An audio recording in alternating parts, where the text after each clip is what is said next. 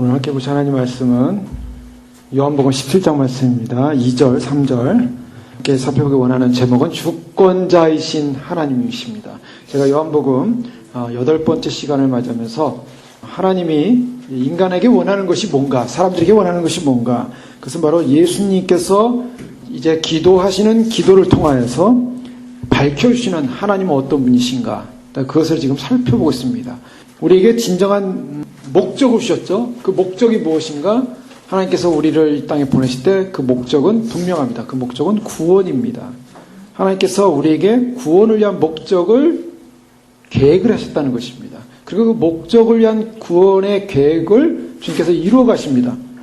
자, 이루어가는 과정 속에 바로 누가 오셔야만 했냐면 바로 예수 그리스도가 오셔야만 했습니다. 그래서 예수님께서 바로 그 구원의 목적을 이루시는, 하나님의 계획을 이루시는 바로 중보자이신 하나님의 아들로서 우리를 구원하시는 구원자로서의 그러한 대제사장 역할을 감당하시면서 마지막 지금 그것을 완성하는 바로 직전에 와 있는 것입니다.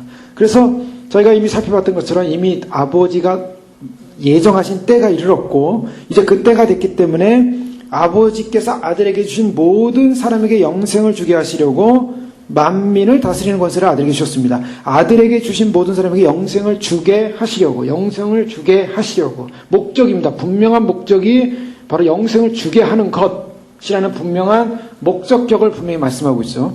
그래서 영생을 주는 그것을 위해서 예수님께서 오셨고 이제 바로 그 시간이 됐다는 것입니다. 바로 그 시간이 됐다라는 이 표현을 통해서 하나님께서 처음부터 의도하신 그 의도의 목적이 바로 무엇인가, 이것을 우리가 좀 오늘 이 시간은 좀 신학적인 의미에서 좀 출발하기 원합니다. 그 신학적인 의미가 뭐냐면 하나님은 어떤 분이신가. 자, 그 목적은 구원인데요. 그 구원은 예수님께서 좀 더 쉽게 풀었습니다. 그 푸른 게 3절이죠.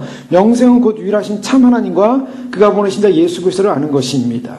아버지께서 아들에게 주신 자를 구원하시는 건데요. 영생을 주게 하는 건데요. 그 영생을 받는 사람은 어떤 그 영생의 내용이 뭔가? 그것은 하나님을 아는 것이라 그랬습니다. 그러니까 우리가 영생하면 우리가 그냥 여기서 하나님 나라 가서 그냥 영원히 그냥 이렇게 죽지 않고 살아가는 것, 이런 존재적 가치로만 생각하는데 예수님께서 말씀하신 영생의 개념은 존재적 가치가 아니라 아는 것의 가치입니다. 하나님을 어떻게 아느냐입니다. 그러니까 하나님을 알지 못하면 영생은 없는 것입니다.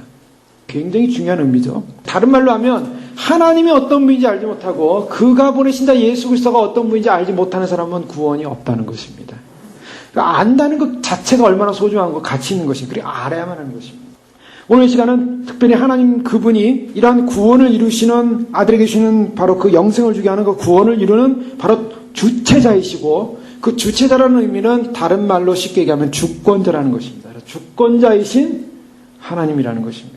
자, 그럼 하나님의 주권이라는 것이 뭔가? 하나님의 주권이 무엇입니까? 자, 하나님의 주권은요, 성경에 너무나 많이 표현되어 있습니다. 그래서 로마서에 이미 로마서 9장을 통해서 하나님이 어떤 주권자인가를 우리는 예전에 살펴봤습니다. 그것은 뭐냐면 하나님께서 이 땅에 토기 장이가 진흙 덩이로 귀 있을 그릇, 천 있을 그릇을 만들 권한이 없느냐라는 로마서 9장 21절 말씀을 통해서 토기장이라는 것입니다. 토기장이가 하나님이십니다. 하나님은 주권자세요. 귀 있을 그릇, 천 있을 그릇 만들 수 있는 분이시다. 자, 하나님은 이런 주권을 가지고 행하시는데 이 주권적 행위를 하는 모습을 뭐라 그러냐면 경륜이라고 합니다. 이것을 영어로 하면 카운슬이라는 말을 쓰고 있는데요. 자, 카운셀러라는 이 상담자라는 말을 쓸 때 이 카운셀러의 이 카운슬이라는 이 말은 경륜이라는 하나님의 그 모사로 해석을 하기도 하고요. 하나님의 어떤 고고한 계획이고 하나님의 생각이라는 것입니다. 하나님은 그냥 가만히 계신 분이 아니에요. 하나님은 지성을 갖고 있습니다. 의지를 갖고 있습니다. 그래서 하나님의 지성과 의지를 가지고 그것을 다 모아서 하나님은 생각하십니다. 그리고 계획하십니다. 그리고 결정하십니다. 하나님은, 우리가 믿는 하나님은 단순한 하나님이 아니라는 사실을 알아야 됩니다. 하나님의 전의식적 작업, 그분이 지성과 의지를 가지고 계획하시고 생각하시고 그 다음에 작정하시고 그것을 행동하는 것, 바로 그것이 하나님의 행위인데 그 하나님의 행위를 작정이라고 합니다. 그래서 그것을 영어 표현하면 디크리라는 말을 쓰고 있어요. 디크리라는 이 표현은 소위 말해서 선언한다, 그것은 계획서를 말합니다. 그것을 작정이라고 합니다. 하나님의 작정이 이루어졌어요. 이 작정이라는 것은 하나님의 카운슬, 하나님의 계획과 모사를 통해서, 경륜을 통해서 행위로 나타나는 것을 작정이라고 합니다. 하나님의 그 경륜과 그 경륜이 행위적으로 이루어지는 것이 바로 작정인데요. 그 작정과 하나님의 경륜은 구분되지 않습니다. 왜? 하나님 그분의 본질이기 때문에. 하나님 그분의 본질 속에서는 하나님이 계획하신 계획이 행위적으로 이루어지는 것 자체가 분리되지 않는다는 거예요. 그게 하나라는 것입니다. 그러니까 결국 하나님이 어떤 것을 계획하셨을 때는 그 계획이 실행되어지는 과정 속에 일치한다라는 것을 살펴볼 수 있고요. 하나님께서 그 계획을 이루십니다. 그런데 하나님은 어떤 계획을 가지셨는가? 하나님께서 이 땅을 창조하셨어요. 그 다음에 그 창조 위에 진행되는 과정을 다 계획하셨습니다. 근데 그 진행되는 과정 속에 뭐가 문제가 있었습니까? 창조 후에 무슨 문제가 생겼어요? 타락이라는 문제가 생겼어요. 이것이 가장 결정적으로 사람들이 질문을 던지는 부분입니다. 기독교 역사상 또 이 창조된 이후로 인간 역사상 가장 어려운 문제입니다. 어떤 문제? 왜 인간은 타락했느냐는 거죠. 그 질문은 굉장히 어려운 질문입니다. 그러나 중요한 것은 결론적으로는 인간은 타락했어요. 하나님이 세상을 창조하실 때 아름답게 창조했고 보시기에 좋았더라 라고 하는 이 좋았더라는 이 기쁨의 선언을 하셨습니다. 그런데 그 좋은 그 피조세계가 타락을 했다는 거예요. 타락을 해서 타락 다음에 그 다음에 진행되는 과정은 무슨 과정이 진행되냐면 이 타락된 문제를 회복해야 된다. 이것을 어떻게 하면 회복시켜야 되는가라는 하나님의 구속적 경륜의 계획이 실행되기 시작했어요. 그 하나님의 구속적 경륜, 그 카운셀이 들어간 겁니다. 그 구속적 경륜의 계획이 실행됨으로 말미암아 그것이 진행되기 위한 과정들이 여겨지고 있어요. 그것이 성경을 통해 알 수 있죠. 창세기를 보면은 하나님은 세상을 창조하시고 아름답게 만드셨지만 인간의 타락의 문제로 인해서 무슨 문제가 생깁니까? 결국 하나님이 심판할 수밖에 없었고 노아 심판을 통해서 다 쓸어버린 것 같았지만 그러나 노아의 심판을 통해서 하나의 샘플을 남은 자의 예표를 보여줬고 또 그 보존이라는 하나의 언약을 심어줬고 그 노아를 통해서 그 다음에 나타나는 것이 한 사람을 택합니다. 그 한 사람이 바로 아브라함이었고 아브라함을 통해서 하나님께서 구속적 계획을 이루어가시는 이 구약의 역사를 볼 수가 있어요. 그 다음에 그 아브라함을 통해서 이루어진 구속의 역사는 어디서 완성되고 있냐면 바로 예수님을 통해서 완성되고 있습니다. 바로 이 시점에 와 있다는 거예요. 지금 예수님께서 이제 때가 되었사오니 아버지께서 아들에게 주신 모든 사람에게 영생을 주시게 하시려고 라는 이 기도를 하는 내용 속에는 창세전의 하나님의 경륜이 하나님의 작정에 의해서 이루어지는 구속적 계획 속에서 일이 이루어지고 있다는 것이 굉장히 중요한 말씀입니다. 단순하게 하나님께서 아무 생각 없이 인간이 죄를 졌구나 어떻게 하면 좋나 예수님 보내자 아들을 보내자 아들 보내서 구속하자 그래서 구속 이렇게 단순한 계획이 있지 않았다는 거예요. 하나님의 계획 속에는 아주 깊은 하나님의 그런 카운슬이 있는데요. 그때 이제 여기서 질문하게 되는 것이죠. 그러면 인간의 타락이라는 것이 어떻게 가능했는가? 타락을 하나님께서 허락하셨는가? 타락을 예정하셨는가? 그래서 타락 전 선택, 타락 후 선택이라는 이 굉장히 종교사에서 굉장히 큰 이 논란의 문제가 생겼습니다. 어떤 사람은 어거스틴 같은 사람은 타락 후 선택했다 인간을. 즉 타락 후 선택이라는 거 뭐냐면 인간이 타락 전에는 하나님께서 인간이 타락하지 않을 것이라고 그러니까 잠정적으로 여겼다는 거예요. 그런데 인간이 타락했다는 거예요. 그래서 그때 하나님이 인간이 타락했으니까 이 문제를 해결해야겠다. 그때 이 문제를 해결하기 위해서 구속 계획을 세워놨다는 것입니다. 그 구속 계획 속에는 뭐가 반드시 들어가냐면 오늘 2절 말씀에 아들에게 주신 모든 사람에게 영생을 주게 하려. 아들에게 주신 모든 사람에게 영생. 즉 이것은 뭐냐면 택자 구원입니다. 택자 구원. 택자 구원이 무슨 말이냐면 선택된 사람만 구원받는다는 거예요. 자, 많은 사람들이 얘기해요. 저 예수님께서 십자가에 돌아가시면 누구를 위해 돌아가셨습니까? 본질적인 질문이죠. 이 많은 사람들, 이 세상을 위해 다 돌아가신 거 아닙니까? 이 세상 사람 다 구원해야 되는 거 아닙니까? 아닙니다. 예수님께서 십자가에 못 박혀 돌아가신 것은 이 세상 사람 다 구원하게 돌아가신 게 아니에요. 예수님께서 십자가에 못 박혀 돌아가신 것은 하나님께서 예수님에게 준 그 사람들을 구원하기 위해서 돌아가신 것입니다. 자, 그것은 좀 더 구체적으로 예수님의 사역 가운데 그런 모습이 드러나고 있어요. 예수님께서 사역 초기에는 예수님께서 유대인들에게 사역을 했습니다. 그래서 이방 여인이 와서 고쳐달라, 좀 문제를 해결해달라 그랬더니 나는 이방 사람에게 보냄을 받지 않았다. 이런 말씀하세요. 예수님께서 유대인들에게만 구원을 위해서 오신 것처럼 말씀하고 있어요. 그러나 그 이방 여인이 개들도 주인의 상에서 떨어지는 부스러기를 먹지 않습니까? 그 이방 사람들을 자기를 개라고 표현했고요. 그래서 그런 부스러기 은혜라도 주십시오. 예수님께서 내 믿음이 크다. 내 믿음이 너를 구원했다. 그래서 이방 사람에게 구원이 넘어져요. 예수님께서는 이방 사람에게 구원을 줄 마음이 없으셨어요. 자, 여기서 보면 예수님께서 마치 유대인들을 위한 구원을 위해서 오신 것처럼 보일 정도로 제한되어 있는 것을 보게 됩니다. 사역 가운데. 그러나 예수님이 벌하시고 난 다음에 너희는 모든 족속으로 가서 아버지, 아들과 성령 이름으로 세례를 주고 내가 네게 가르쳐 지키게 분부한 모든 것을 가르쳐 지키게 하라. 분부한 모든 것을 가르쳐 지키게 하라. 이렇게 말씀하시지 않습니까? 모든 족속으로 가라고 말씀하고 있어요. 자, 예수님께서 사역하실 당시만 해도 유대인에게 한정된 것 같지만 예수님 부활 이후에는 그것이 모든 이방 사람에게도 열리게 됩니다. 그래서 사도 바울을 통해서 이방 교회, 이방의 복음이 증거되는 사건이 일어나지 않습니까? 자, 그런데 예수님의 죽으심이 누구를 위한 죽음이셨나? 그것은 예수님을 믿지 않고 예수님 안에 있지 않은 죽어가는 저 많은 사람들을 위해서 죽으셨다라고 사람들이 생각해요. 그러나 그렇지 않습니다. 오늘 성경에 보면은 택자 구원이라는 거예요. 그래서 어떤 사람들 유니버셜리즘, 소위 말해서 우주적 구원관을 얘기하는 사람들은 하나님은 불공평하다. 하나님이 왜 누구는 택하고 누구는 안 택했냐? 이렇게 이제 따지기 시작하는 거죠. 그러나 성경에서 말하는 것은 하나님이 선택하고 선택하지 않은 것은 하나님의 카운슬입니다. 자, 이것이 하나님의 주권이라는 거예요. 우리가 하나님의 주권을 인정할 때는요, 무엇을 인정하냐면 인간이 하나님의 주권을 인정한다는 것은 인간이 피조물이라는 것을 인정해야 한다는 것입니다. 인간이 피조물이라는 사실을 인정하지 않고 하나님이 왜 그렇게 생각했습니까? 왜 이렇게 계획했습니까? 왜 이렇게 했습니까? 따질 수 없다는 거예요. 그것이 주권자이신 하나님에 대한 결론이에요, 사실. 하나님은 우리를 구원하기로 계획하셨고 그 구원 계획 안에 예수 그리스도를 믿는 순간 우리가 들어오게 됩니다. 그런데 많은 사람들이 우리가 언제부터 구원의 계획이 이루어졌냐? 창세기 1장에 보면 창세전에 구원의 계획이 이루어졌다고 얘기하고 있어요. 창세전에 우리를 택하사. 그래서 창세전에 이미 택함을 받았다라고 얘기하고 있습니다. 이게 무슨 말하고 있습니까? 하나님의 구속을 위한 경륜은 어디서부터 시작되면 창세전에 이미 이루어지고 있다는 거예요. 창세전에 이루어졌다는 것은 뭘 말합니까? 창세전에 이미 구원받을 사람과 구원받지 못한 사람이 나뉘고 있다는 거예요. 그런 의미에서 타락 전 선택입니다. 그래서 어거스틴이 가서 하면 그 타락 전 선택을 하면 하나님께서 누구는 이미 인간이 타락하기도 전에 누구는 구원받을 사람으로 선택을 했고 누구는 구원받지 못할 사람으로 선택을 했다. 구원받지 못할 사람을 선택한 사람을 뭐라고 하냐면 리프로베이션이라는 말을 써요. 신학 용어로서요. 우리 프로베이션 그런 말 쓰죠. 영주권 받을 때 해외를 여행할 수 있는 여행증이 나옵니다. 여행 허가서. 그 용지가 오지 않습니까? 거기 보면 프로베이션이라고 적혀있어요. 아직 허가는 안 됐지만 잠정적 허가를 해준다는 거예요. 근데 이 프로베이션 어떤 면에서는 법적 구속을 받은 사람들 말이에요. 법적으로 소위 말해서 제일에 있는 사람인데 아직 제일 나온 건 아니에요. 근데 감옥 밖을 잠깐 나가서 외출하시는 외출증이에요. 이 지금 미국이라는 제일에 갇혀 있다가 이제 잠깐 해외에 나갈 수 있는 외출증 하나 받은 게 프로베이션입니다. 근데 리프로베이션이라는 이 말을 쓴 것은 뭐냐면은 소위 말해서 유기됐다는 거예요. 버려졌다.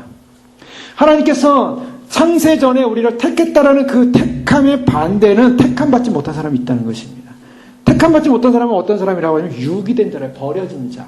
그러면 사람들이 이렇게 얘기해요. 하나님은 악의 조성자냐? 즉 악을 만드셨느냐? 이런 얘기를 해요. 하나님께서 어떻게 선하신 하나님이 누구는 택하고 누구는 안 택하냐? 누구는 버리냐?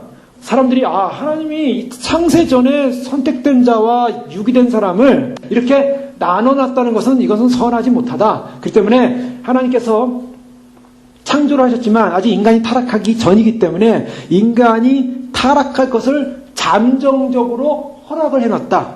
라는 하나의 가능성을 좀 열어놨다는 허락적 작정이라 그래요, 그걸. 어느 정도 허락을 해놨는데 아직 타락한 것을 결정한 건 아니에요. 근데 인간이 그 안에 지금 창조돼가지고 지금 아담이 에덴동산에서 살면서 자기의 의지적 결정에 의해서 선악과를 따먹으로 말미암아 타락을 해버린 거예요. 근데 허락이 된 작정이었어요. 하나님께서 그걸 아예 딱 금지시켜 놓은 것이 아니라 인간이 타락할 수 있을 때는 어느 정도의 허락이 있었다는 거예요. 그렇기 때문에 허락적 작정이라고 합니다. 그것만이 개혁주의에서 해석할 수 있는 유일한 방법이에요. 이게 어렵습니다, 사실은. 왜 어렵냐? 하나님이 처음부터 작정했냐? 그러면 너무하지 않냐? 또 하나님이 그러면 어떻게 유기된 사람을 나눌 수 있지 않냐? 나눌 수 있었느냐? 라는 이런 질문이 던져지게 돼요. 이것이 사람들이 단순하게 던지는 질문 같지만 사실은 심오한 철학적 하나님의 본성에 가까운 질문들입니다. 어쨌든 중요한 것은 결론이 뭐냐? 인간은 타락했다는 거예요. 그러나 중요한 것은 하나님께서 영원하시고 하나님께서 완전하시고 하나님께서 그 본성이 영원한 것이기 때문에 그 하나님의 작정에는 불변하지 않는 하나님의 계획이 있다는 거예요. 그래서 하나님께서 그 일을 이루신다라는 것에서는 변함이 없습니다. 그러니까 이렇게 되니까 이제 여기에 무슨 문제가 생기냐면 소위 말해서 예정이라는 문제가 생겨요. 예정이라는 건 뭡니까? 창세전에 택함받은 사람, 창세전에 버림받은 사람, 어쨌든 타락 후 아담 이후로 택함받은 사람, 아담 이후로 버림받은 사람, 어쨌든 간에 이거 다 과거 사건이에요. 하나님이 이미 다 계획해 놓으셨어요. 자, 여기서 이제 사람들이 질문을 던지는 거 어떤 질문입니까? 하나님께서 그렇게 인간을 타락된 사람, 구원받은 사람 나눠놨으면 우리 인간에게 주는 자유의지는 뭐냐?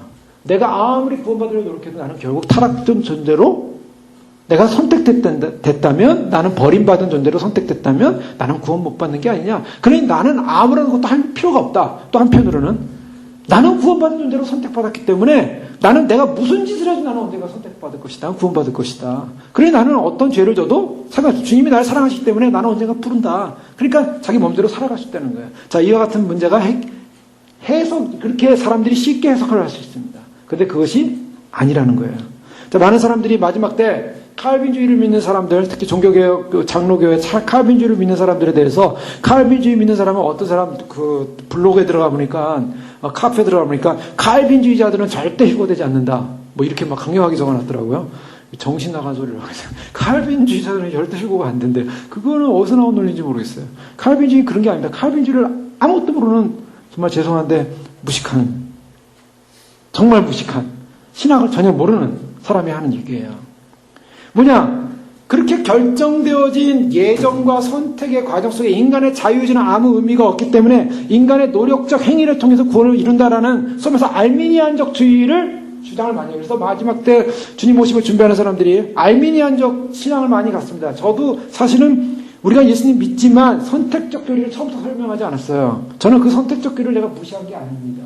제가 모르는 것도 아니고요. 그러나 예수님 오실 준비하기 위해서 우리가 휴거에 떨어질 수 있으니까 거룩해지고 정결해야 되고 자기를 씻어야 되고 노력하고 성결해지지 않으면 안 된다라는 구원받지 못하고 지옥에 떨어질 수 있다는 가능성을 계속 얘기했어요. 어떤 사람이 전화가 와서 예수님 믿었지만 내가 이렇게 제대로 회개하지 못하면은 나도 지옥 갈 수 있습니까? 지옥 갈 수 있다라고 그랬어요. 자, 이것을 보면은 알미니안이에요. 이것을 보면 알미니안주의예요. 그래서 많은 사람들이 주의 오심을 준비하는 사람들이 성경대로 믿습니다. 성경대로 믿기 때문에 우리 성경에 보십시오. 성경에 제대로 믿음대로 살지 못하면 다 지옥 간다고 하지 않았습니까? 사실 그래요. 예수님께서 산상수훈 이하의 말씀을 보세요. 예수님이 지옥 말씀을 계속하세요.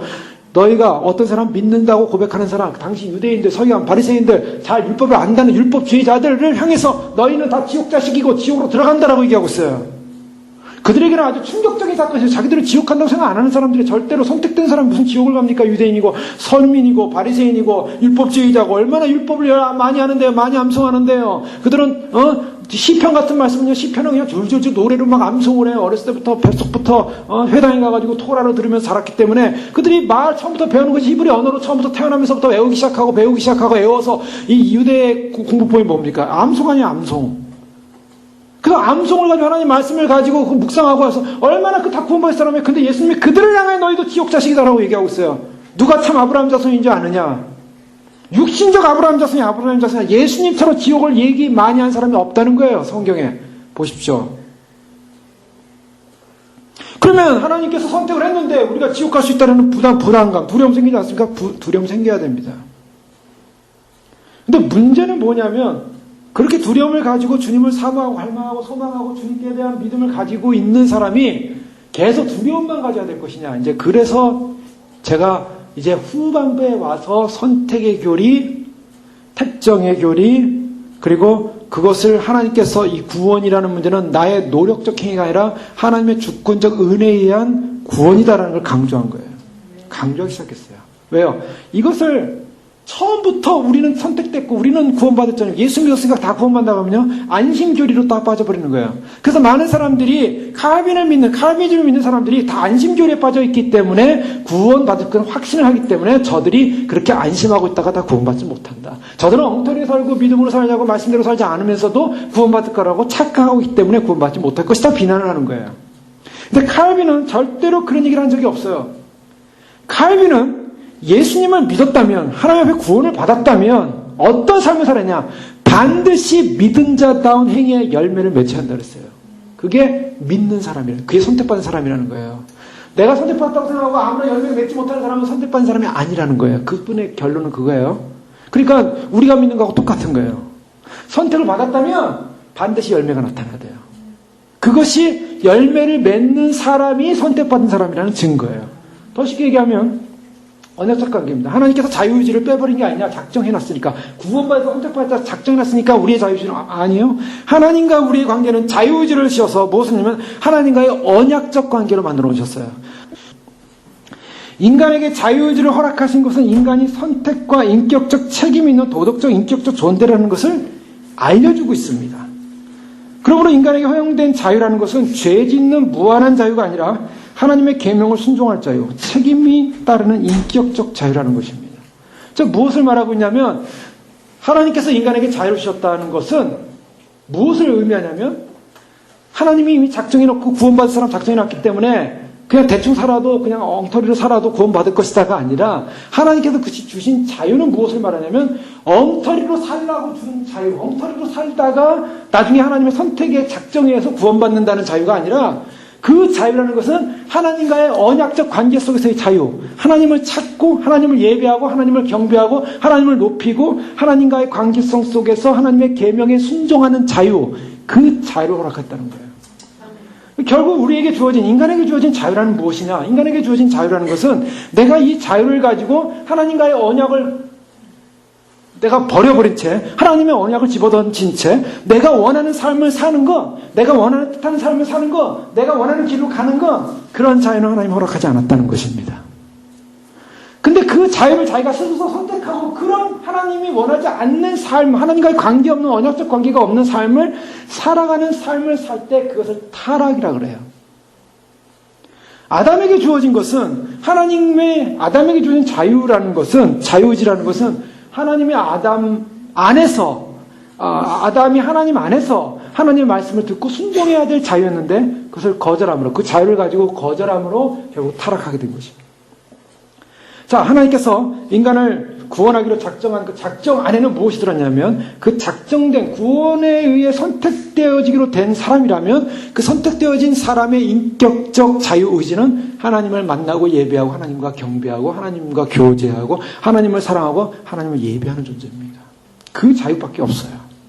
때문에 인간이 하나님을 거절한 채 살아가는 그 자유는 그것은 하나님을 배역하는 자유다. 그러니까 하나님이 인간을 아무리 작정을 해놨다 해도 도덕적 그 자유가 없어진 것이 아니라는 것입니다. 두 번째는요, 구원에 대한 노력을 게을리할 수 있다는 거예요.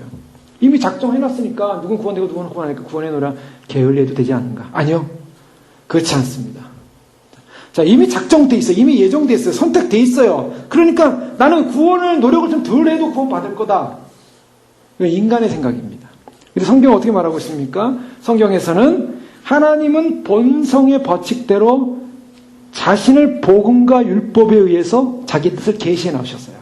하나님 그분이에요. 그래서 우리가 하나님을 어떻게 아시냐면 우리가 성경을 통해서 나타나는 복음과 율법을 통해서 하나님 그분을 알 수가 있습니다. 왜? 하나님은 그분을 이 복음을 통해서 계시를 해놓으셨어요. 그래서 예수님께서 나를 본 자는 바로 아버지를 본 자다. 왜? 예수님을 통한 말씀, 예수님을 통한 율법, 예수님을 통한 계명, 예수님을 통한 그 말씀이 하나님을 계시하고 있어요. 하나님을.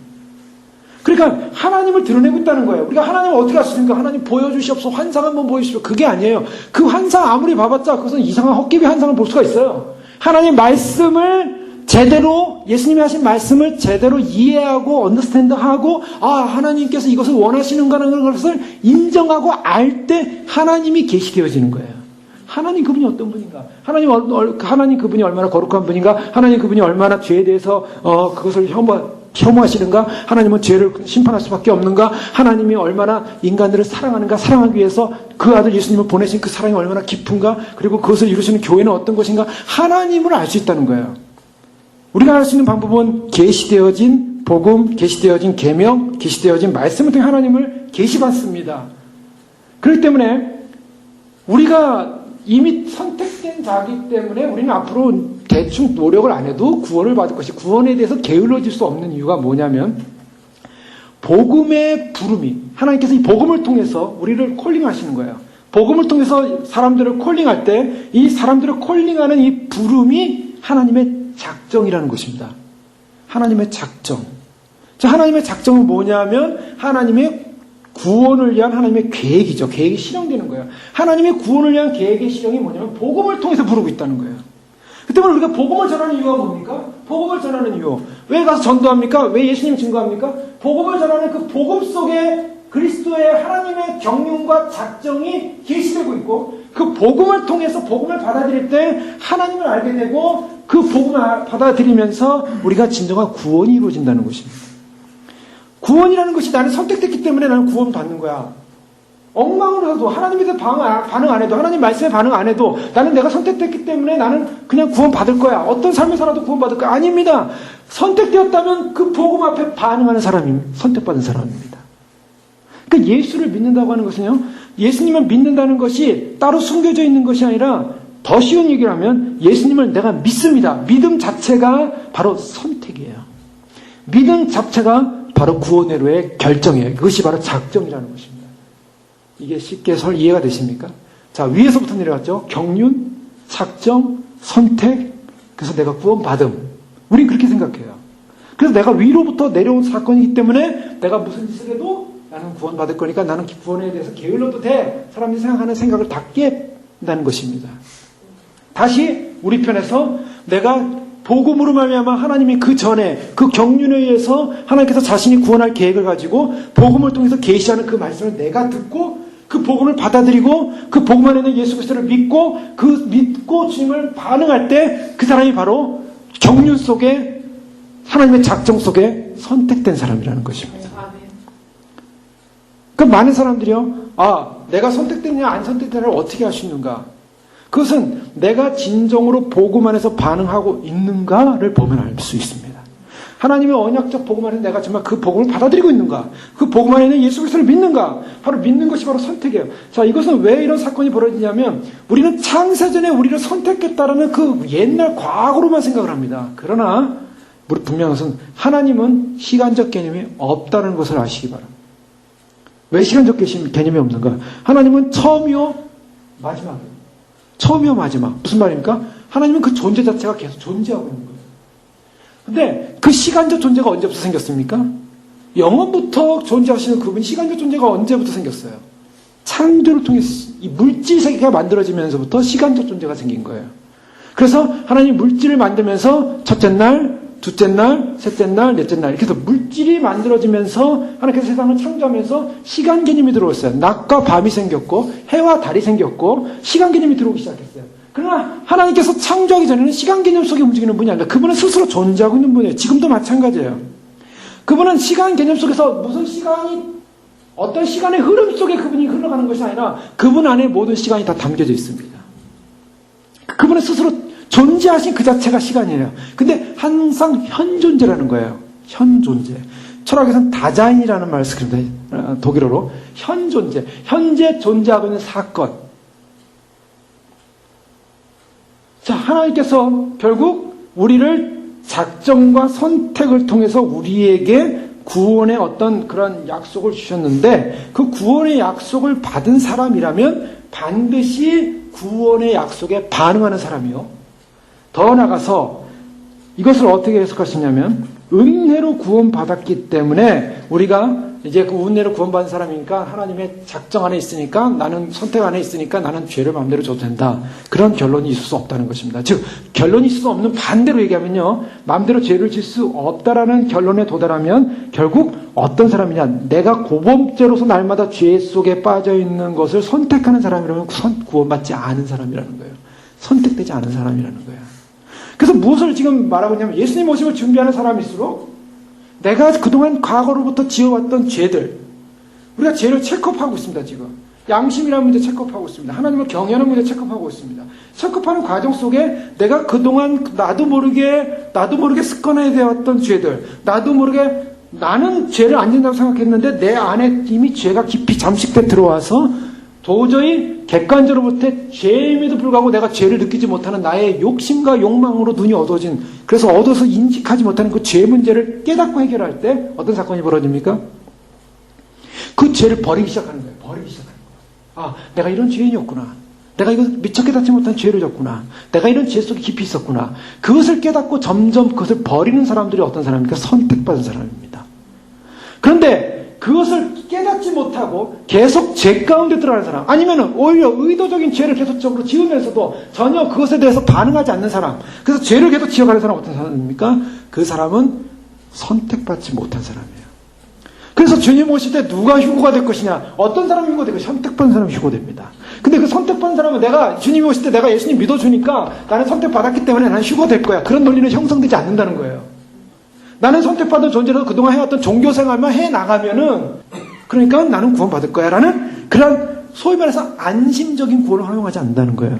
왜요? 선택받은 사람이라면 안심적인 구원으로 안주하는 것이 아니라 내가 과연 선한 열매를 맺고 있는가, 내가 과연 성령의 열매를 맺고 있는가, 내가 정말 사랑의 그 성령께서 말씀하신 사랑, 희락, 화평, 오래 참음, 자비, 양성, 충성, 온유의 절제의 열매를 맺혀가고 있는가, 그 열매 맺기에 위해서 노력하는 나의 삶의 모습, 내가 그렇지 못한 것에 대한 그 다음에 회개, 돌이킴, 그래서 나의 그 다음 모든 고범죄를 짓는 것을 선택하지 않는 결정, 이 모든 것이 뭐예요? 선택받은 사람이라는 거예요.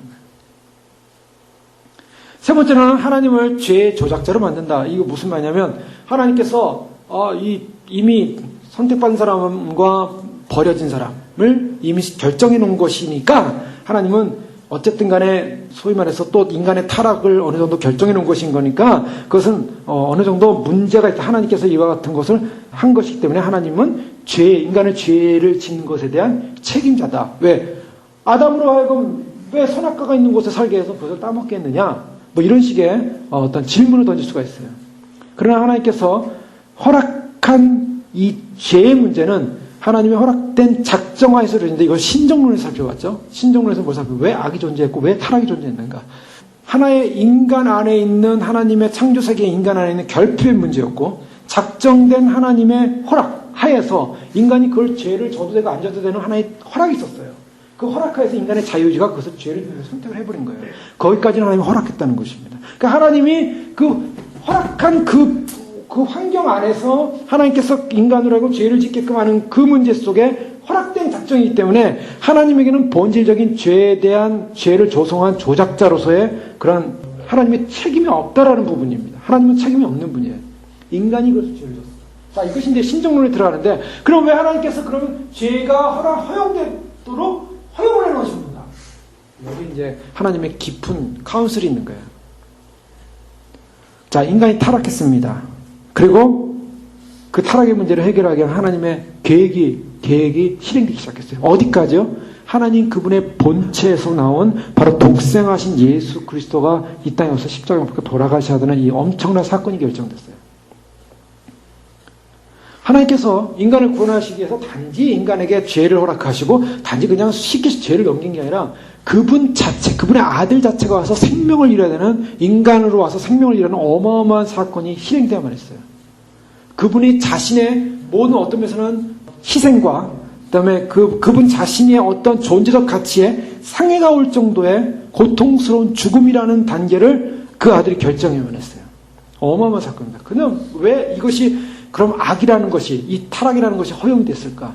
여기에는 결론적으로 봐야 됩니다. 결론적으로 보면 신정론의 결론은 뭐라 그랬습니까? 두 가지라 그랬어요. 하나님께서 왜 악을 허용하셨는가? 첫 번째는 하나님의 영광을 드러내기 위하십니다. 하나님은 그분의 영광을 드러내시는데 하나님께서 이 모든 것을 합하여 영광을 드러내기 원하셨다. 자, 이것이 이해가 잘 안 될 수 있습니다. 근데 로마서에 보면은 하나님께서 어떠한 말씀을 하고 있냐면 로마서 8장 28절에 사도 바울은 결론적으로 이런 얘기를 해요. 우리가 알거니와 하나님을 사랑하는 자, 그의 뜻대로 부르심을 입은 자들에게는 모든 것이 합력하여 선을 이룬다. 자, 여기에 하나님의 계획이 있어요.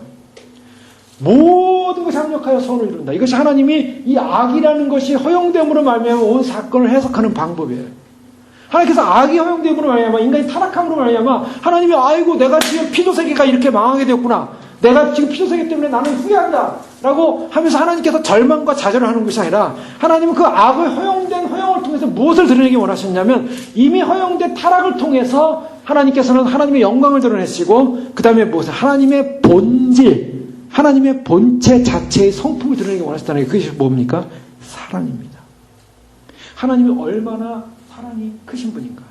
인간이 타락하기 전에는요 하나님의 사랑을 다 이해를 못했어요. 그런데 인간이 타락하고 인간이 받은 그 어마어마한 하나님의 사랑을 구속적 사랑을 경험하고 말미암아 인간 존재가 하나님 그분의 사랑을 더 깊이 영광스럽게 이해하기 시작했다는 것입니다. 하나님의 사랑을 이해했다는 걸 뭐라고 합니까? 우리가 신앙 용어로 내가 누군가부터 사랑받고 있다는 걸 깨달았어요. 그때 내가 무언가 감동이 오고 뭉클하고 그 사랑에 대한 반응이 일어나지 않습니까? 그런 상태를 뭐라 그래요? 은혜 받았다고 얘기하잖아요. 우리가 보통 은혜 받았다고 할 때 뭐가 은혜 받을까? 내 죄를 성령님에서 깨닫고 하나님 나는 죄 때문에 죽을 수밖에 없는 존재인데 나는 지옥에 떨어져야 되는데 어떻게 하면 좋습니까? 절망하는 그 소리에 유일한 생명줄이 내려오는 거예요. 생명, 이걸 잡으면 넌 산다. 여리고 성이 무너질 때 빨간 줄이 내려왔어요. 그 빨간, 라합이 던진 그 빨간 줄이 있는 그 집은 산다. 그 빨간 줄이 뭘 상징하고 있었어요? 사는 집이에요. 하늘부터 내려오는 생명의 달인줄. 내가 지옥에 지금 막 떨어져 가고 있는데, 지옥 지금 뚜껑에서 달려가지고 매달려서 지금 이제 떨어지면 이제 영원한 지옥입니다. 근데 거기서 유일하게 나를 살리는 생명줄이 내려오고 있어요. 그걸 잡았어요. 그걸 잡으면 올라간다. 그 잡으면 바로 예수 그리스도의 십자가의 생명줄이었어요. 그 예수 십자가의 보혈의 생명줄을 딱 담는 순간, 영원한 지옥에 떨어지는 존재가 살아났어요. 올라가기 시작했어요. 그것을 깨닫는 그 순간, 그 영원한 은혜, 영원한 사랑, 하나님의 그 영원한 아들을 십자가를 통해서 우리를 구속하신 그 사랑을 깨닫는 순간 내 안에 깊은 은혜와 감동이 일어나고, 그래서 그 감동을 통해서 내가 표현할 수 없는 감격과 표현할 수 없는 나의 인생의 기쁨과 표현할 수 없는 나의 그 반응이 일어나는 것, 그 은혜에 대한 반응입니다. 자, 그 은혜에 대한 반응이라는 것이 바로 뭘 말하고 있냐면 바로 이 은혜에 대한 반응을 하나님께서는 인간에게 알리기를 원하셨다는 거예요. 아담이 지음받고 나서요, 모든 것이 다 순조로웠어요. 더 나아가서 아담이 가진 왕권, 만물, 하나님께서 지으신 피조세계를 다스리는 통치권, 하나님의 깊은 사랑과 그 하나님의 깊은 그 하나님으로부터 얻는 그 깊은 은혜의 감격을 차마 깨달을 수 있는 그런 근거가 없었다는 거예요. 그래서 쉽게 선악과를 따먹을 수밖에 없었어요. 그런데 선악과를 따먹고 타락한 인간이 얻는 결론은, 그 타락한 인생의 구원을 받는 유일한 비결은 바로 하나님의 사랑을 깨달아질 때, 그 은혜의 감격 속에 있을 때, 바로 그것이 엄청난 사랑에 대한 확증을 통해서 하나님은 정말 이러한 사랑이시구나, 하나님은 이러한 사랑의 분이시구나 라는 것을 드러내기 원하셨다. 그것이 바로 악을 혐오한 이유라는 겁니다. 그래서 신정론에서는 악용된 이유는 하나님의 영광과 하나님의 사랑을 드러내는 것이 하나님의 계획이요, 그 예정이 바로 이제 그 예정을 통해서 구원을 계획하고 계시다라는 것을 우리는 생각해 볼 수 있는 것입니다. 오늘 말씀을 통해서 특별히 예수님께서 이제 그 아들에게 주신 모든 사람에게 영생을 주게 하는 그런 하나님의 주권적 사역의 섭리 가운데는 바로 하나님의 이와 같은 경륜과 하나님의 작정에 의한 구속의 계획이 이루어지고 있다라는 것을 살펴볼 수가 있습니다. 그래서 결론적으로 뭐냐면, 예수님께서 기도하고 있는 것은 뭐냐면, 우리가 영생은 뭐냐, 우리가 구원받는 것은 뭐냐, 바로 이와 같은 주권적 계획하에서 우리 구원하고자 하는 하나님의 계획이 실현됐다는 것을 아는 것. 그것을 아는 사람이 뭡니까? 굉장한 감격이 일어난다는 것입니다. 예수님께서 십자가에 그냥 단순히 시간이 돼가지고 돌아가신 것이 아니라 하나님의 엄청난 구속 계획을 위한 이러한 하나님의 섭리 가운데서 이 구원이 이루어지고 있다는 사실을 알 때, 자, 여기서 우리는 하나님의 거대한 주권적 계획을 이해할 수가 있습니다. 그래서 그와 같은 것을 깨닫고 알라라고 얘기하고 있습니다. 근데요, 이것은 이제 여태까지 이제 신학적으로 저희가 살펴보는 것이고요. 저희들이 삶을 통해서 과연 하나님의 주권을 얼마나 그런 계획을 인정할 수 있느냐, 이런 적용의 질문을 한번 던져볼 수 있을 것 같습니다. 여러분, 하나님의 주권을 얼마나 인정하시겠습니까? 많은 사람들이요, 이 땅을 살면서 모든 것이 잘 돼갈 때는 하나님의 주권을 인정할 수 있습니다. 아담도 마찬가지였어요. 하나님이 그냥 모든 걸 줬을 때 하나님이 창조자요, 하나님의 왕이시요, 하나님의 주권자였어요. 그런데 문제가 생겼을 때 어떻게 생겨요? 문제가 생겼을 때 과연 하나님의 주권을 인정할 수 있느냐? 여기에 이제 질문을 던지는 겁니다. 거기서 성공해야 돼요. 우리가 하나님을 안다는 것이요, 내가 다 좋을 때 하나님 주권을 인정하는 건 어렵지 않습니다. 그러나 인간의 조건이 나빠질 때 하나님의 주권을 과연 인정할 수 있냐, 이 질문을 하시는 거예요. 그걸 살펴보기 원합니다. 1600년에 스코틀랜드에 부인이 있었습니다. 제인 캠뮤어라는 부인인데요, 스코틀랜드에 영적으로 뛰어났고 또 영향력을 줬던 목사님이 계신데, 사무엘 러더포드라는 목사님이 계십니다. 근데 이분이 조그만 시골에 있는 한 교회에 가서 사역을 하고 있을 때입니다. 근데 그 성 앤드류라는 교회에서 사역하고 있는 동안에 캔미어라는 부인을 만나게 됐고, 그 캔미어라는 그 성도님이 당한 여러 가지 인생의 상황 속에서 그가 여러 가지 편지를 해줍니다. 근데 이 여인은 어떤 여인이냐면 1600년대 그 스코틀랜드 아주 부유하고 안정된 귀족 가정에서 자라났고요. 그리고 존 고든이라는 사람하고 결혼을 했는데, 그리고 경건하고 아주 겸손한 신자로 알려져 있습니다. 그런데 그 여인의 삶에 엄청난 어려움이 생기기 시작합니다. 결혼생활 8년을 하는 동안에 딸 셋이 있었는데 셋을 다 잃습니다. 그리고 3명의 딸이 다 죽고요. 그리고 세 번째 딸이 죽는 그때 남편마저 중병에 걸립니다. 그런데 그 한 달 후에 그 여인이 이제 아들을 이제 마지막으로 낳게 되는데요. 그 아들을 낳는데 그 아들은 4년 후에 4살 때 또 죽습니다. 그리고 중병을 앓던 그 남편도 죽습니다. 그리고 다시 재혼을 했어요. 재혼했는데 재혼한 그 두 번째 남편마저도 죽었습니다. 안정적이고 평안한 가정에서 살았던 이 여인에게 결혼과 더불어서 찾아온 것은 자녀들의 죽음과 남편의 2번의 죽음을 경험한 것입니다. 자, 이렇게 늘 죽음을 인생 속에 자기의 가족의 죽음을 경험하는 여인에게 이 사무엘 러더포드 목사님은 편지를 쓰면서 격려를 했습니다. 그 중에 한 편지의 내용을 읽어보겠습니다. 하나님의 손을 잡고 큰 강을 건너는 것으로 만족하고 하나님께 영광을 돌리십시오. 왜냐하면 하나님은 어디가 얕은 곳인지를 다 아시기 때문입니다. 당신이 일어나 저 멀리 황금 도시를 바라보게 될 때 당신은 이렇게 말할 것입니다. 이곳에 잠깐 머무르는 곳이 땅에서 숲은 가운데 10년을 사는 것보다 몇 배는 더 낫습니다. 라고 하나님은 그의 자녀들을 세상과 심히 반목하게 하시고 세상의 멸시를 받게 합니다. 그렇게 함으로 그의 자녀들이 그리스도에게 큰 가치를 두게 하고 그리스도는 금으로도 살 수 없으며 끝까지 싸워 지킬 만한 가치가 있는 분이라는 것을 깨닫게 해줍니다.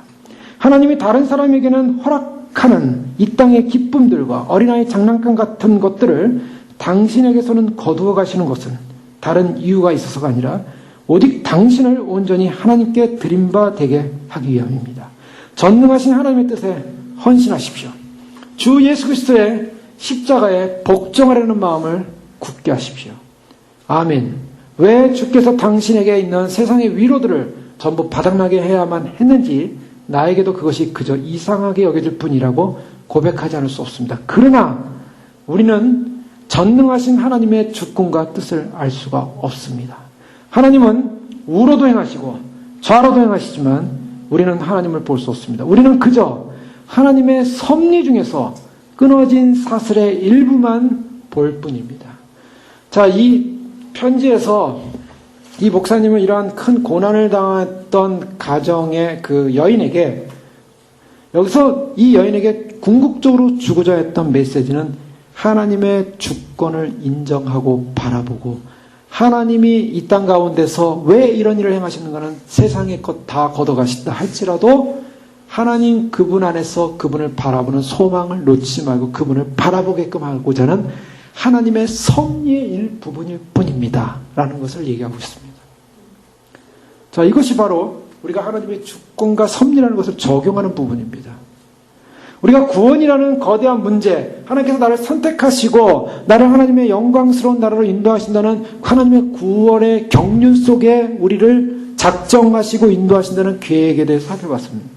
얼마나 엄청난 계획인지 모릅니다. 그러나 그 작정하시고 구원의 섭리 가운데 있는 우리에게 있어서 선택의 여지는 어디를 향하고 있느냐? 내가 하나님의 경륜 가운데 선택된 바로 구원받은 자라는 것은 어떠한 상황 속에서 하나님의 주권을 인정하고 하나님을 인정하고 하나님께로 가고 하나님 앞에서 하나님의 역사를 인정하면서 하나님 그분을 만나는 과정이 바로 그 주권 안에 있는 사람이라는 것입니다. 어떤 상황이나 사람도 하나님의 목적을 방해하거나 하나님의 결심을 폐할 수 없습니다. 성경은 하나님의 그 기뻐하시는 주권에 따라 행동하는 증거들로 가득 차 있습니다. 자, 시편 135편 6절에 보면 하나님의 주권이 어떻게 행해지는가? 여호와께서 무릇 기뻐하시는 일을 천지와 바다와 모든 깊은 데서 다 행하셨도다. 하나님은 하나님의 기뻐하시는 일을 행하시는 분이십니다. 이사야 46장 10절에도 보면 내가 종말을 처음부터 구하며 아직 이루지 아니한 일을 예적부터 보이고 이르기를 나의 모략, 나의 카운슬, 나의 경륜이 설 것이며 내가 나의 모든 기뻐하는 것을 이루리라 하였노라. 나의 모든 기뻐하는 것을 이루리라. 자, 하나님의 모략이 있었습니다. 하나님의 경륜이 있었습니다. 하나님의 경륜이 있었다는 것은 하나님의 모략하에서 하나님이 이루실 계획을 기뻐하시는 일을 다 이루실 것이라는 것입니다.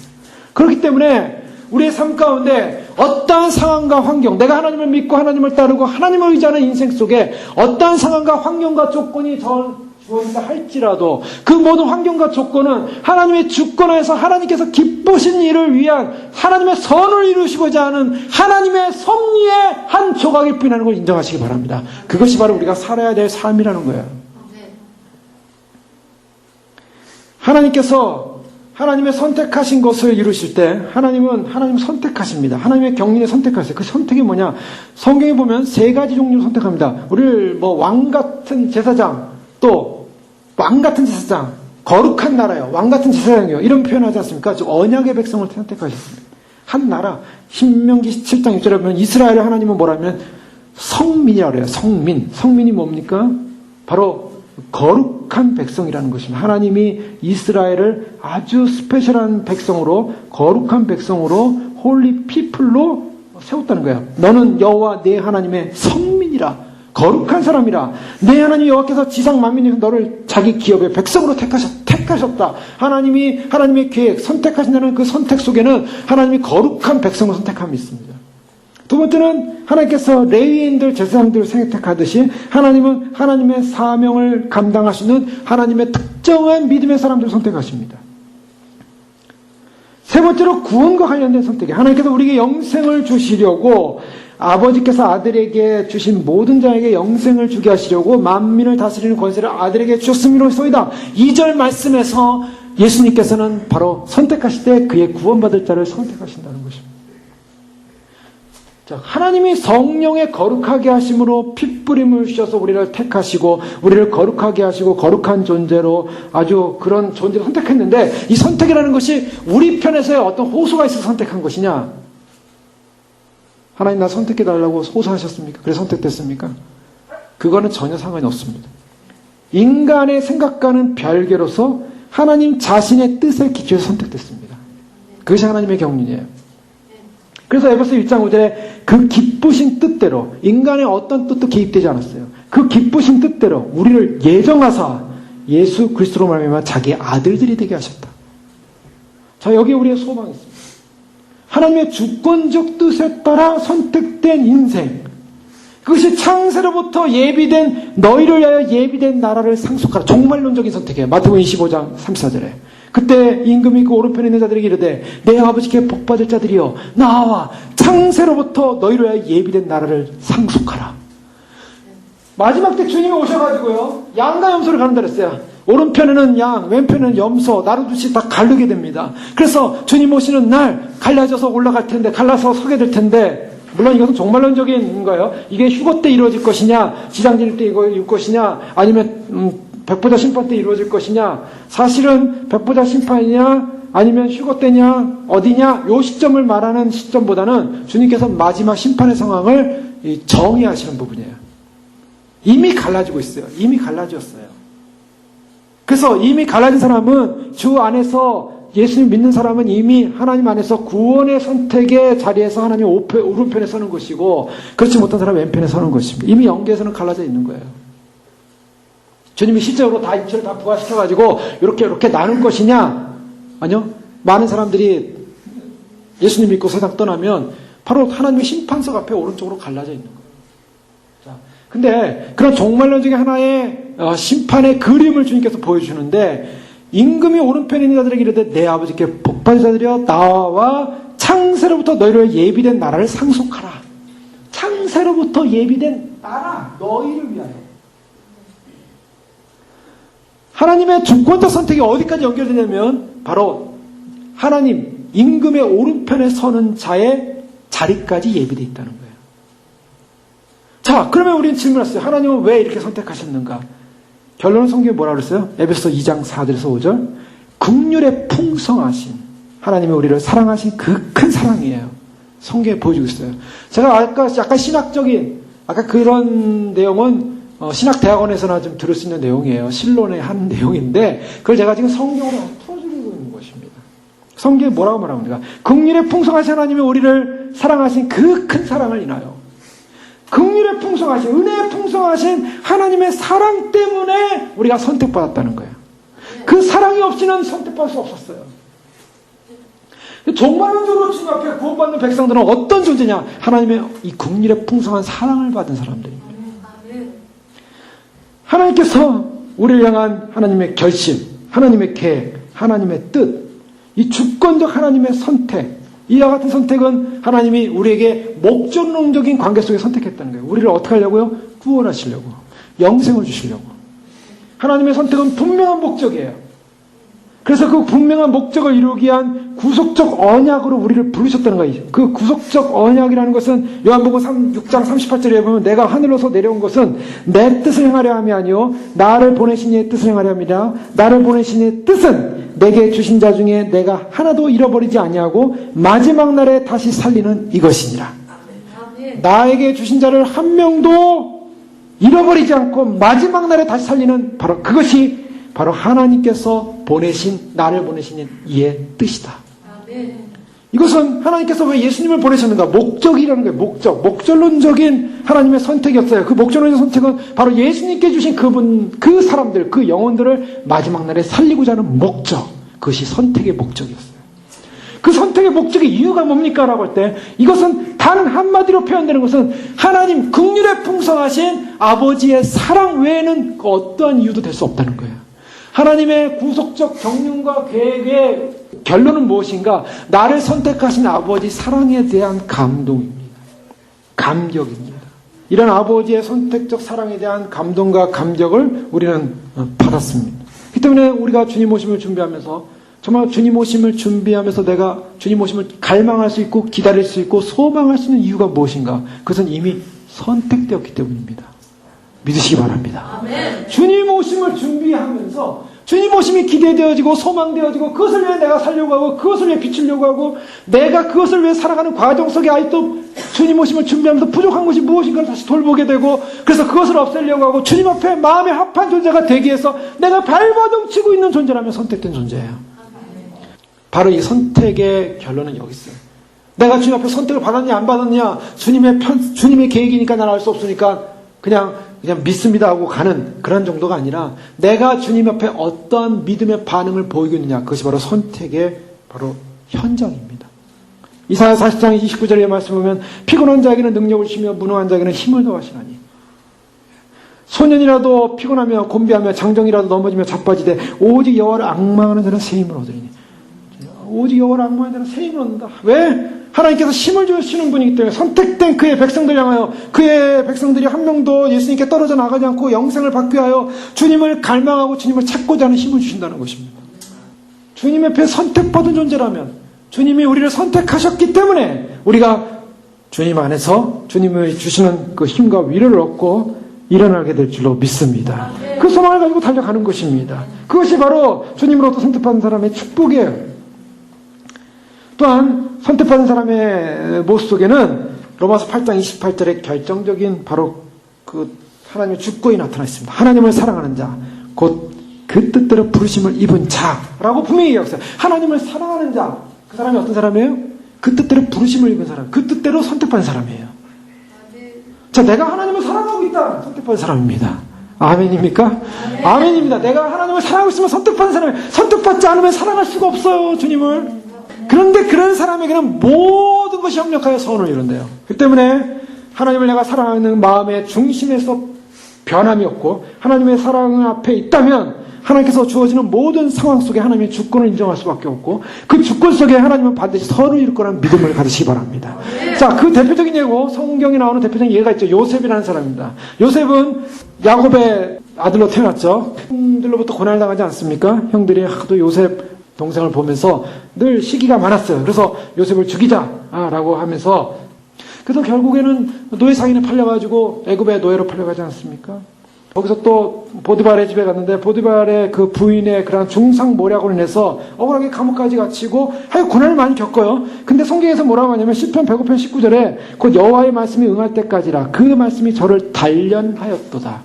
하나님을 의지했던 요셉이 감옥에서 했던 일은 뭐냐면 시험과 단련과 성숙함 속에 있으면서 거기서 자기 마음이 하나님을 기다리는 법을 배우기 시작합니다.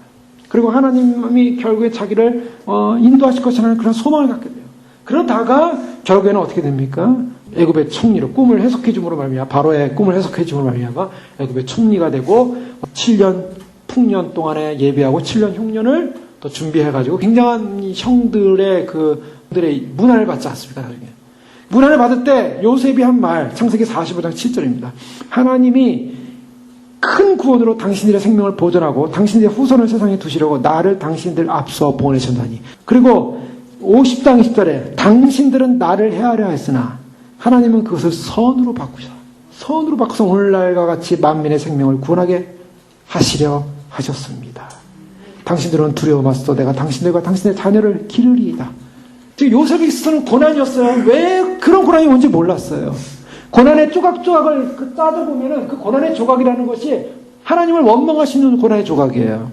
아무런 잘못도 없었어요. 형들에게 배신당했어요. 또한 자기는 믿음을 지키려고 정조를 지키려고 하다가 중상모략당해서 감옥에 갇혔어요. 자기는 바르게 살려고 했는데 어려움이 오더라는 거예요. 바르게 사는데 아무런 잘못도 안 했는데 자기는 고난 속에 하나님 앞에 하나님 내가 바르게 살는데 왜 고난이 옵니까? 라는 이 조각을 가지고 하나님을 원망하거나 하나님 앞에서 자기의 믿음을 떨어뜨리지 않았어요.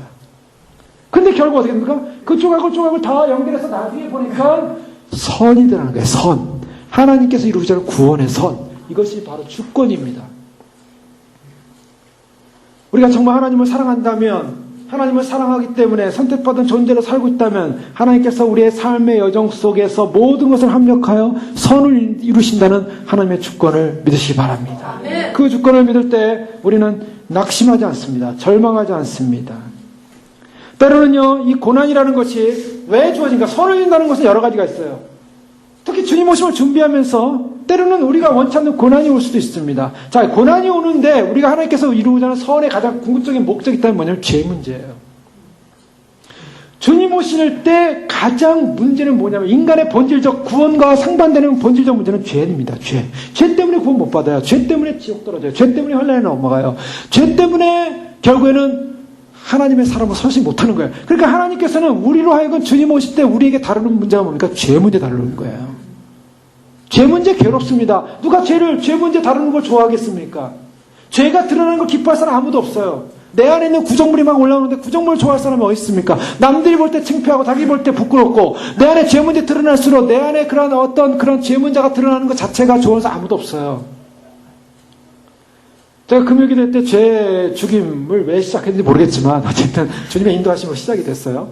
그러나 그것이 결코 기쁜 일 아닙니다. 즐거운 일 아니에요. 사실은 죄 문제 다룬다는 것이 그렇게 쉬운 문제도 아니고 그럼 전하는 나는 죄가 없느냐? 아니요. 나도 죄인이요. 그러나 죄 문제가 드러나야만이 우리가 주 앞에서 온전한 사람으로 더 가까워질 수 있기 때문에 우리는 그 온전한 사람으로 가까워지기 위해서 우리가 죄 문제를 드러내야만 합니다. 그런데요. 때로는 우리가 죄 문제를 감추고 드러내고 싶지 않을 때가 있어요. 우리 인생 가운데. 그런데 하나님께서 쓰는 방법이 뭐냐면 고난이라는 방법을 쓰세요.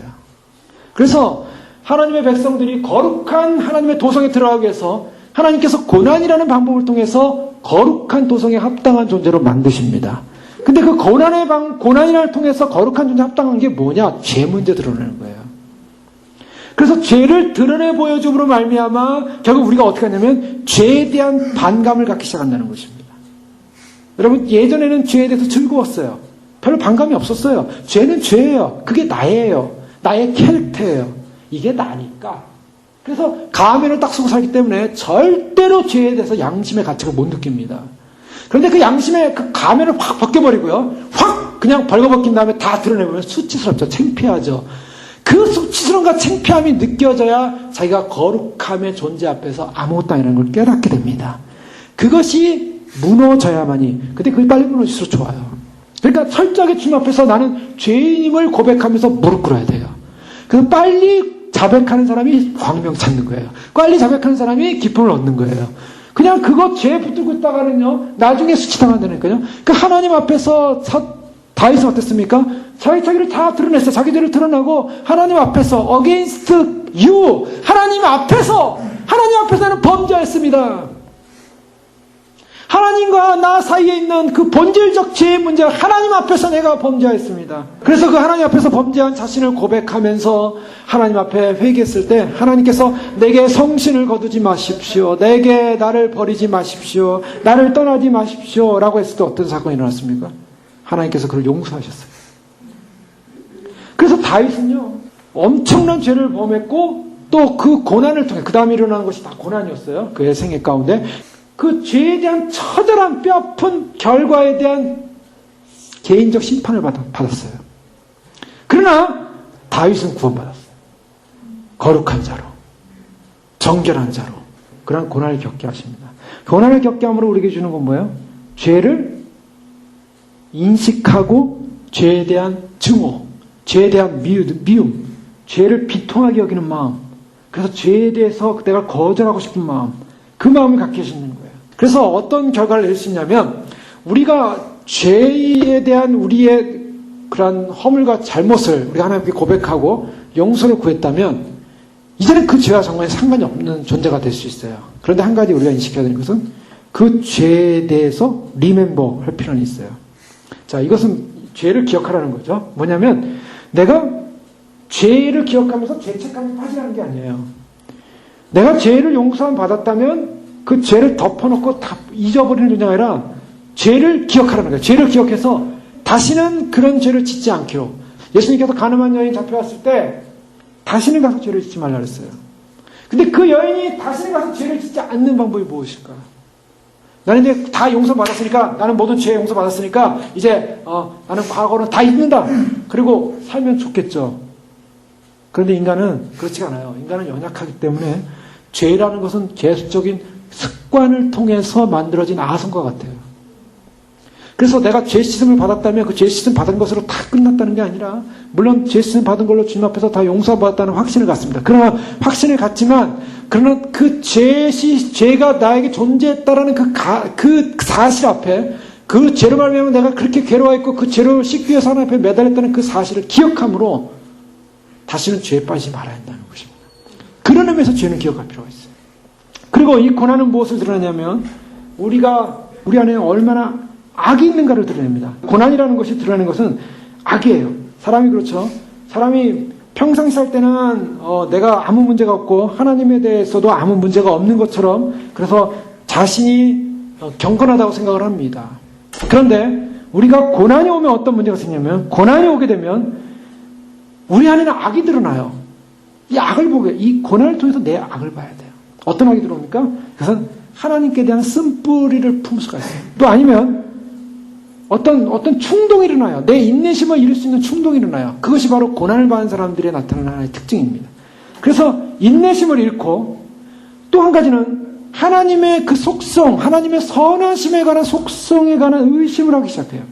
그리고 정말 자기가 신뢰하는 것이 무엇인가를 발견하게 됩니다.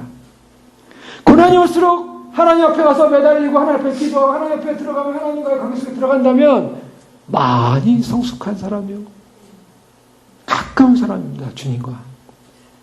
주님의 주권 앞에 주님의 그 성화의 과정을 많이 겪은 사람. 욥기 23장 10절에 나의 가는 길을 오직 그가 아시나니 그가 나를 단련하시면 내가 정금같이 나오리라. 정금같이. 그래서 히브리서 12장 6절 8절에 주께서 그 사랑하신 자를 징계하시고 그의 받으신 아들마다 채찍질 하심이라. 훈련을 통해서 하나님께로 어떻게 해요? 나아가게끔 하는 거예요. 그래서 인간은요, 그런 고난을 통해서 악을 보게 되고, 그 고난을 통해서 우리의 죄성을 보게 되고, 그래서 그 고난을 통해서 그 죄성을 씻고자 하는 것, 하나님을 의지하게끔 하는 것, 그것이 선이라는 것입니다. 그것이 나쁜 게 아니라는 거예요, 결론적으로. 그러니까 그런 죄성을 봐야만 해요. 내가 그런 죄성을 발견하면 합니다. 내 안에는 악을 보게 하소서. 그 다윗은 자기 안에는 악을 보라는 거예요. 하나님, 내 안에 혹시 주님 앞에서 행하는 악이 있나 보시고 나를 살펴보시고 나를 영원한 길로 인도하소서. 자, 그것을 빨리 볼수록 축복입니다. 여러분, 우리는 자신을 그렇게 아름답게 포장할 필요가 없어요. 내 안에 악이 무엇인가 보게 하십시오. 깨닫게 해주십시오. 그리고 무릎 꿇게 해주십시오. 그것이 하나님의 주권을 인정하는 것이에요. 근데 하나님의 주권을 인정하지 않게 되면 우리는 하나님에 대해서 대적할 수밖에 없어요. 하나님의 대적하는 건 무엇입니까? 쉽게 얘기해서 선택받지 못하는 거예요. 그러니까 결국 구원받은 사람은 누구냐? 사무엘 러더포드 목사님이 그 여인에게 편지를 쓸 때 여러 가지 편지를 써요. 그러나 그 편지 속에 결국 하나님의 나라, 하나님의 주권을 인정하라는 것입니다. 그럼 이 땅의 것은 다 지나가는 것이라는 거예요. 그거 외에는 소망이 없어요. 그래서 진정으로 우리가 우리 안에 하나님을 향한 갈망, 하나님을 향한 추구, 하나님에 대한 소망, 그것을 놓치지 않을 때 결국 우리는 하나님의 주권 안에서 하나님의 이루신 선을 발견하게 됩니다. 야곱 같은 경우는 어떻습니까? 야곱은요, 잔꾀로 살아온 인생이에요. 장자권도 잔꾀로 빼앗았죠. 그래서 도망가면서 외삼촌 집에 갔는데 외삼촌 집에 가니까 처절하게 자기가 사기친 인생인데 사기를 당해요. 그것이 이제 결혼에 사기당하죠. 그래서 그 언니 레아하고 결혼하고 또 라헬하고 결혼하고 원치 않은 결혼을 했어요. 그 다음에 그가 나중에 또 거기서 또 사기 비슷한 거래요. 뭐냐면 양의 새끼 낳는 것을 어떤 교정하는 방법을 알아가지고 자기 유리한 양들을 다 낳게 합니다. 그래서 외삼촌에게 손해를 피고 나오게 돼요. 나오는 것도 두려워서 나왔어요. 그때 하나님 가라고 허용합니다. 고향으로 돌아오는 과정 속에 다시 이제 돌아올 때 형 에서에게 이제 먼저 편지를 보내요. 그래서 이제 동생이 돌아옵니다. 근데 형이 그 돌아온 내용은 뭐냐면 형 에서가 군인들 데리고 무장한 군인들 데리고 온다는 소식을 듣는 거예요. 그러니까 야곱의 인생은요, 어떤 면에서는 뭔가 문제가 풀리지 않는 인생이에요. 왜요? 그가 늘 교활한 인생을 살아왔어요. 늘 머리 쓰는 인생을 살아왔어요. 잔머리로 인생을 살았어요. 그래가지고 때가 온 거예요. 이제 야복강가에서 자기 부인, 자기 종들 강 너머로 다 먼저 보내고요. 자기는 강 뒤에 있어요. 강에다 배수진을 치고요. 자기는 강 뒤에 있는 거예요. 자기만 살아나려고. 거기서 이제 자기 생존 본능이 나왔다. 이 사람은 굉장히 이기적인 사람이에요. 자기 먼저 살겠다고 야복강에서 이제 혼자 뒤로 남아가지고 있는데 그날 밤에 어떤 이상한 사람이 자기를 공격해 오는데요. 이게 바로 예서의 자객으로 생각했던 거예요. 막 싸우기 시작합니다. 그 사람하고. 막 싸우다 뭘 느꼈냐면 이것은 사람이 아니라 뭔가 신적 존재라는 걸 느끼기 시작하는 거예요. 하나님이 간섭하는 순간이에요. 그 하나님이 간섭하는 순간에 인생의 위기 가운데 정말 하나님의 신적 보호를 느끼는 것이 아니라 거기서 뭘 느꼈냐면 야곱은 거기서 싸우면서 어떤 사건이 일어나냐면 하나님이 야곱의 환도뼈를 나로 가게 하라 할 때 못 갑니다. 나를 축복해주지 않고는 못 갑니다라고 그냥 그 하나님을 막 하나님 도와주세요 살려서 이거야. 쉽게 얘기하면요. 하나님 나는 인생의 가장 큰 그런 지금 어려움을 겪고 있습니다. 내 인생 내가 그동안 내 힘으로 살아왔는데 하나님 도와주시면 안 되겠습니다. 나는 이제 죽습니다. 이제 하나님 도와주세요. 복 주세요. 축복해 주세요. 그러니까 나로 가게 하라. 그 말이 하나님 나한테 나 떠나겠다. 너의 인생 가운데 내가 떠나겠다. 너의 그런 혐오스러운 인생 가운데 내가 떠나겠다. 나와 사람을 속이면서 너 자신을 의지하며 살아왔던 그런 인생의 여정들 너의 모습 꼴도 보기 싫다. 난 떠나겠다. 마치 그런 모습이었을 거예요. 떠난다는 그 자체가 두려웠어요. 자기랑 씨름하는 그분이. 떠나면 안 됩니다. 나를 복 주시면 안 되면 안 됩니다. 그때 하나님이 어떻게 했어요? 환도뼈를 확 위고시키는 거예요. 그의 인생 속에서 그날 밤에 하나님과 싸워서 이겼다는 하나님과 싸워 이긴 게 하나님이 이기셨죠. 야곱을 직 밟아버렸어요. 하나님이. 그 사건이에요. 어떨 때 이스라엘이 됐습니까? 하나님께 직 밟히는 순간. 그동안은 자기 힘으로 살아왔어요. 자기 의지로 살아왔어요. 자기 힘으로 살아온 그 인생이 하나님 앞에서 집 밟히는 순간 하나님의 위로가 되지 않았어요. 오히려 탈골된 그 모습으로 다리를 쩔뚝쩔뚝 쳤습니다.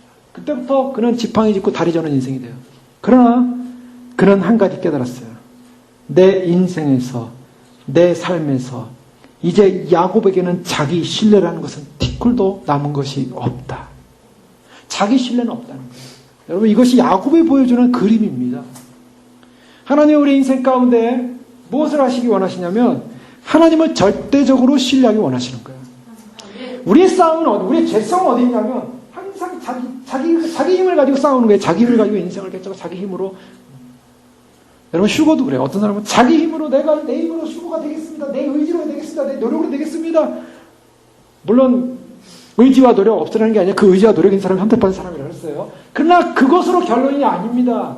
그것이 아니라 환도표 위골된 채 주님 앞에 무릎 꿇는 인생.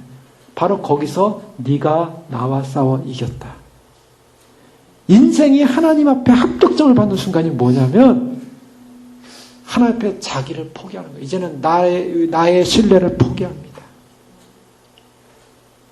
그렇다고 야곱이 하나도 흠없는 모습으로 변화됐을까요? 훌륭했을까요? 여러분 제가 주님을 오심을 믿으면서 주님 믿겠습니다. 주님 신뢰합니다. 주님 앞에 나의 모든 것 드리겠습니다. 하고 결정하고 주님만 바라봅니다. 이렇게 고백했지만 정말 다 그랬나요? 아직도 자기 안에 있는, 자기와 싸우고 있는 모습을 발견하게 되죠. 자기 흠을 발견하게 되고, 자기 악을 발견하게 되고, 자기 죄를 발견하게 되고. 그러니까 날마다 위골돼야 되는 게 날마다. 그래서 사도 바울은 나는 날마다 죽노라. 나는 날마다 죽노라. 오늘 어제 죽었다고 오늘 죽은 게 아니에요. 나는 날마다 죽어. 오늘도 죽어야 됩니다. 왜요? 바로 그 원리를 알기 때문에. 그 원리 앞에서. 그랬을 때 하나님 앞에서, 하나님의 주권 앞에서, 하나님 뜻 앞에서 구원의 은혜가, 구원의 은총이 주님 모시는 날 임하게 될 줄로 믿습니다. 자, 예수님도요, 고난을 통해서 바로 순종함을 배웠어요. 히브리서에서 고난을 통해 순종을 배웠다래. 예수님도 배웠대요. 배우실 분이 없는 분이 뭘 배웠습니까? 순종을 배웠어요, 하나님 앞에. 자, 우리가 고난을 통해서 배우는 게 뭡니까? 순종입니다. 하나님 앞에 순종. 자존심 상하죠? 자존심 상해요.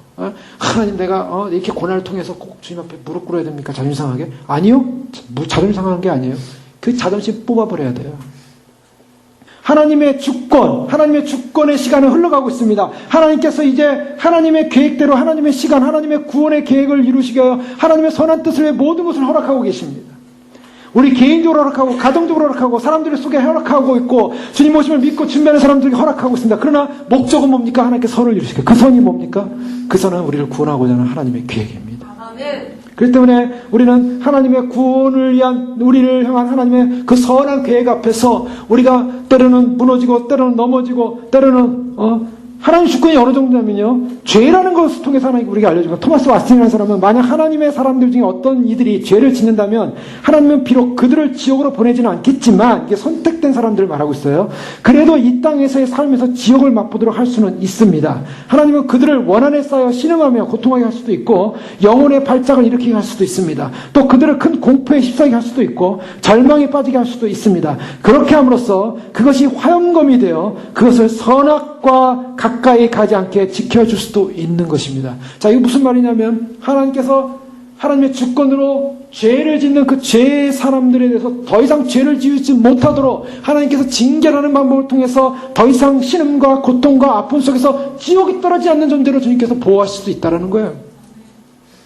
자, 우리 인생 속에서 어떠한 상황, 어떠한 환경 속에서도 하나님은 우리 인생을 결국 어떤 식으로 인도하시냐면, 하나님의 거대한 축복의 구원의 여정에 영생을 주고자 하는 목적을 해놓으셨어요. 그 목적을 위해서 예수님께서 친히 돌아가셨고, 목적을 통해서 예수님 오셨고, 그 목적을 이루셨어요. 그런데 문제는 우리가 그 목적을 과연 아냐는 거예요. 하나님의 그 구속적 경륜의 사랑을 아냐는 거예요. 모르니까 두들겨 맞는 거예요, 사실은.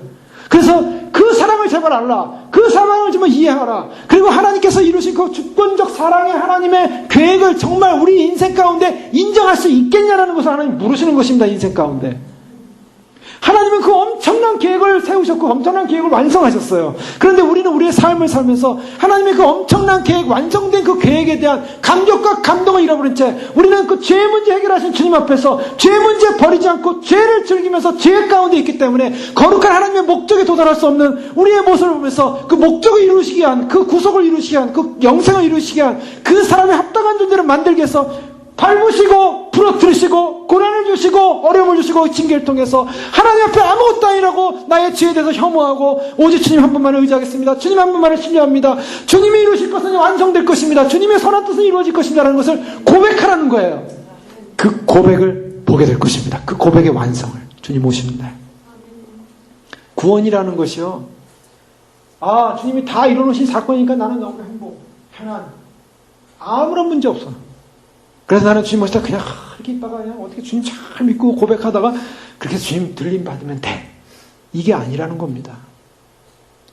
우리가 뼛속 깊이 주님의 사랑을 이해하고 인식하고, 하나님이 그 경륜 속에 우리를 구속하셨던 그 구속의 사랑이 얼마나 크고 깊은 의미를 담고 있는가를 우리가 조금이나마 이 땅을 통해서 우리의 죄의 모습을 보고 우리의 징계를 통해서 고난을 통해서 우리의 어려움을 통해서 조금이나마 그 하나님의 주권적 사랑 앞에 무릎 꿇으면서 하나님 그분을 인정하고 그분을 인정해주고 그분을 높여주고 그분의 주권 앞에 무릎 꿇을 수 있는 그러한 겸손함, 겸허함, 낮아짐, 그분의 주권 앞에 온전히 순종하는 그 순종의 결정이 주님께서 우리를 구원하는 구원 백성으로서, 선을 이루시는 완성된 백성으로서 우리를 여겨주시고 우리를 축복해 주시고 그날에 세워주기 위한 하나님의 계획임을 되시고 모든 것이 하나님을 사랑한 자, 그 뜻대로 부름을 받은 자에게는 모든 것이 합력하여 선을 이루신다는 하나님의 구속적 주권의 선하심 앞에 할렐루야, 하나님의 뜻이 이루어지길 원합니다. 순종하시고 기대하시고 사모하시고. 역사는 이제 다 왔습니다. 이제는 역사는 눈앞에 보이고 있어요. 주님이 주님 오심을 준비하는 백성들에게 요구하시는 것은 하나님의 그 거룩한 주권의 경륜 앞에 이루실 그 구원의 목적이 우리에게 주어진 약속인데, 그 약속이 내가 주님을 기다리고 사모함으로 그 약속에 대한 확증을 받습니다. 그러나 여기서 확증받는 우리 삶 가운데 하나님이 우리에게 주시고자 하는 그러한 주권적 계획들을 우리가 인정하고 우리가 소망하고 이제 다시 오실 주님 앞에서 이제 역사의 눈앞에 와 있는 이 현실들,